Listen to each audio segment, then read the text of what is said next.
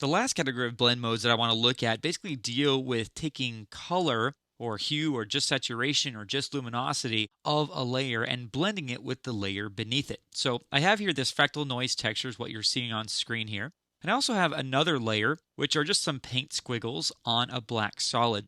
And what I want to do is colorize, essentially paint this fractal noise. So what I can do is select this black solid layer, and below this we have hue, saturation, color, and luminosity. These are different blend modes. If we select hue, then only the color family of the top layer will be blended beneath, changing the hue of the color below it. However, there's only black and white below it, so hue doesn't do much in this case. Saturation, same thing. We could increase the saturation of black and white all day and it's still just going to be black and white. Saturation is a value of color, not of gray. Now what luminosity does is just takes the brightness of the layer on top and blends it with the brightness of what's on bottom. Not too exciting in this case, but if I take the results to color, what it's done is taking the color of the top layer, gets rid of black because there's not really any color values, no hues in black. And the top layer, the colors, are blended into this fractal noise, making it look like we kind of painted on this fractal noise.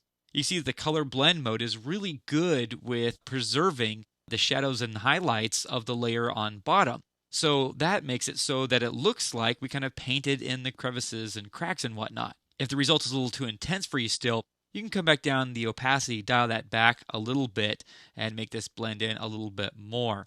On this case, we probably would want to make the blue paint squiggle on its own layer and adjust that independently because green and red are looking a little bit more believable and blue is still looking a little garish and overdone.